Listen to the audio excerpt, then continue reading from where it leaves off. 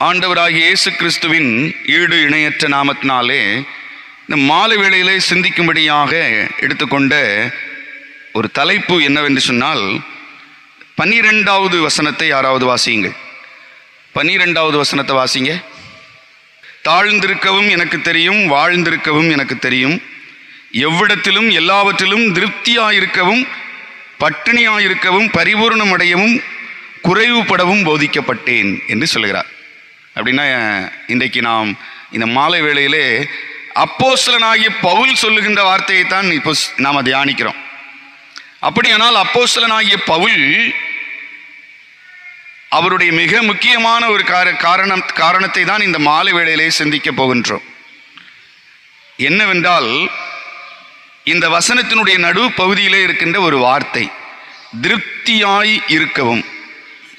இன்னைக்கு தலைப்பு என்னவென்றால், இந்த மாலை வேளையிலே திருப்தியாயிரு. இன்றைக்கு நிறைய நேரங்களிலே திருப்தி இல்லாத வாழ்வு நம்மிடத்தில் இருக்கிறது. ஆண்டவர் நல்ல 2 கண்ணை தந்திருக்காரு, ஆண்டவருக்கு நன்றி செலுத்துறோமா? 2 கால்களை தந்திருக்காரு நடக்கிறதுக்கு, நன்றி செலுத்துறோமா? 2 கைகளை தந்திருக்கிறாரு, நன்றி செலுத்துறோமா? திருப்தி இல்லாமல் இருக்கிறோம். எனக்கு ஆண்டவர் இப்படி செஞ்சிட்டாரு, என் பிள்ளைகளை ஆண்டவர் இப்படி நடத்திட்டாரு, என் குடும்பத்தில் இப்படிப்பட்ட பிரச்சனை ஓடிக்கிட்டு இருக்குது. நாம் என்றைக்குமே அதிருப்தியோடே வாழ்ந்து பழகிட்டோம். அன்பான தேவனுடைய பிள்ளைகளே, சில நேரங்களில் சில கமெண்ட்ஸ், திருப்தி இல்லாத வாழ்வை குறித்த கமெண்ட்ஸ் வரதை பார்த்துருக்கோம். என்னதான் இருந்தாலும் அந்த திருப்தியற்ற நிலையிலிருந்து என்னைக்கு நாம் வெளியே வருகிறோமோ அன்றைக்கு தான் ஆண்டவருடைய முழு ஆசீர்வாதத்தையும் பெற்றுக்கொள்ள முடியும். திருப்தியாக இருப்பதுதான் ஒரு பெரிய ஆசீர்வாதம் என்பதை புரிந்து கொள்ள வேண்டும். நீங்கள் அப்போஸ்தலனாகிய பவுல் தன்னுடைய மனரம்யமாக இருக்க கற்றுக்கொண்டதாகவும் அதை சொல்றார் இல்லையா, நான் மனரம்யமாக இருக்க கற்றுக்கொண்டேன் என்று சொல்லுகின்றத அந்த வார்த்தையை அதுக்கு முந்தின வசனத்தில் நம்ம வாசிக்கிறோம். திருப்தியாயிருக்க போதிக்கப்பட்டேன் என்று சொல்லுகின்றால்,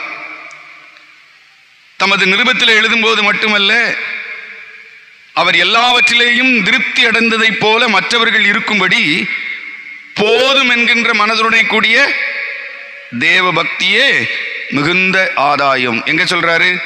1 தீமோத்தேயின் புஸ்தகம் 6ஆம் அதிகாரம் 6வது வசனத்தில் சொல்றார். அப்பனா ஆண்டவர் நமக்கு தந்திருக்கின்ற ஆசீர்வாதங்கள் போதும் என்றிருங்கள், போதும் என்றிருங்கள். கடவுள் உங்களை என்ன செய்வார்? இன்னும் 1000 மடங்கு ஆசீர்வதிப்பார், இன்னும் மேன்மைப்படுத்துவார், இன்னும் உயர்த்துவார். இன்னும் நீங்கள் திருப்தியாயிருக்கவில்லை என்று சொன்னால் திருப்தியோடு வாழ நீங்கள் பிரயாசப்பட வேண்டும். நீங்கள் பழைய ஏற்பாட்டு புஸ்தகத்துக்கு வந்தீங்கன்னா அடிக்கடி நம்ம தியானிக்கிற பகுதி ஆதியாகமத்தின் புஸ்தகம் 19ஆம் அதிகாரத்தை புரட்டினீங்கன்னா 26வது வசனத்தில் லோத்தினுடைய மனைவி திருப்தி இல்லாத வாழ்வு. ஆண்டவர் சொல்றாரு, சோதோம் குமோரா பட்டணத்தை அழிக்க போறேன்னு சொல்லி. ஆனால் நடந்தது என்ன? ஆண்டவர் அழிக்க போறாருன்னு சொன்ன உடனே லோத்து தன்னுடைய மனைவியை கூட்டிக் கொண்டு வேகமா வாரார். இன்னும் கொஞ்ச நேரத்தில் சோதோம் குமோரா பட்டணம் அழிக்கப்பட்டு போகிறது. அப்படியானால் நாம் அதிலிருந்து தப்பித்துக் கொள்ள வேண்டும் என்று சொல்லி தன்னுடைய மனைவியை ஒருவேளை கையை பிடிச்சி கூட்டிட்டு ஓடி வந்திருப்பார். ஆனால் அந்த அம்மா என்ன செஞ்சிட்டாங்க? அப்படியே கொஞ்சம் ஆசைப்பட்டாங்க. திருப்தி இல்லாத வாழ்வு, கொஞ்சம் திரும்பி பார்க்குறாங்க, உப்பு தூணாக மாறுகிறார்கள். அன்பான கடவுளுடைய பிள்ளைகளே, நிறைய நேரத்தில் கடவுள் நம்மை தப்பித்து கொள்வதற்கான வழிவாசல்களை எல்லாம் கொடுத்தா கூட நம்ம அதிருப்தியில் தான் இருக்கோம். சில நேரங்களில் நம்முடைய தொழிலில் வருகிற அதிருப்தி, கடவுள் கொடுத்துருக்கிற தொழில் போதும் அப்படின்னு வேற ஒரு நீளமாக ஒரு காலை போட்டு கடனை வாங்கி கடைசியில் அந்த கடனை கட்ட முடியாமல் அதை உருண்டு பிறண்டு எழும்பி ஆண்டவர் பலப்படுத்தி ஆண்டவர் என்ன செஞ்சு கடனை அடைச்சி கொடுக்க வேண்டிய சூழலாகிறது.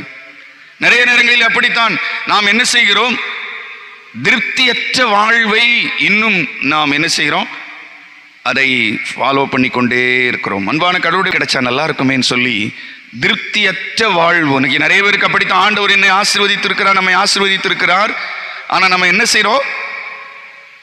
கொஞ்சம் அதிருப்தியில் தான் வாழ்ந்துக்கிட்டே இருக்கோம். எப்பவும் ஒரு அதிருப்தியோடு தான் இருக்கும். திருப்தியான வாழ்வை நாம் யோசிப்பதில்லை. யூதாஸை பார்த்தீங்களா? பழைய புதிய ஏற்பாட்டில் யூதாஸ் அப்படி தான். இயேசு கூட நடந்து போய் கொண்டிருந்தவன், கடைசியில் 30 வெள்ளி காசுக்காக இயேசுவையே காட்டி கொடுக்க வேண்டிய ஒரு நிலை.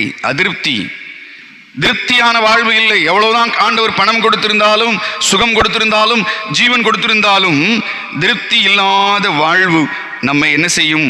ஆசீர்வாதத்தை நம்மை விட்டு திருடிவிடும். அன்பான கடவுளுடைய பிள்ளைகளே, அதனால தான் லூக்கா எழுதின நற்செய்தி நூல் 31:4 சொல்றாருல, யோவான் ஸ்நானகன் இடத்திலேயே ஒரு போர்ச்சேகவன் கேட்ட பொழுது அவன் சொல்றான், உங்கள் சம்பளமே போதுமென்று இருங்கள் என்று சொல்லுகின்றார். அதனால தான் நீதிமொழிகளின் புஸ்தகம் 15:16 சொல்லப்பட்டிருக்கிறது. நீ வாசிக்க வேண்டாம். சஞ்சலத்தோடு கூடிய அதிக பொருளிலும் கர்த்தரை பற்றும் பயத்தோடு கூடிய கொஞ்ச பொருளே உத்தமமானது என்று சொல்கின்றார். அன்பான தேவனுடைய பிள்ளைகளே, எபிரேயர்களின் நிருபம் 13ஆம் அதிகாரம் 5வது வாக்கியத்தில் சொல்லப்பட்டிருக்கிறது, நீங்கள் பண ஆசை இல்லாதவர்களாய் நடந்து உங்களுக்கு இருக்கிறவைகள் போதும் என்று எண்ணுங்கள். எண்ணுங்கள். ஆண்டவர் எனக்கு தந்திருக்கிறது போதும். ஆண்டவர் எனக்கு தந்திருக்கிறது போதும். சில நேரத்தில் பெண் குழந்தை பிறந்த உடனே என்ன, பெண் குழந்தையா அப்படின்னு சொல்றாங்க. அப்படி அல்ல. எதையுமே திருப்தியோடு ஏற்றுக்கொள்ளுகின்ற அந்த ஆசீர்வாதம் இருக்கிறதே, அதுதான் மேன்மையை கொண்டு வரும், அதுதான் ஆசீர்வாதத்தை கொண்டு வரும். திருப்தியோடு வாழ்வோம், ஆண்டவர் தருகின்ற மேன்மையான ஆசீர்வாதங்களை பெற்றுக்கொள்ளுவோம்.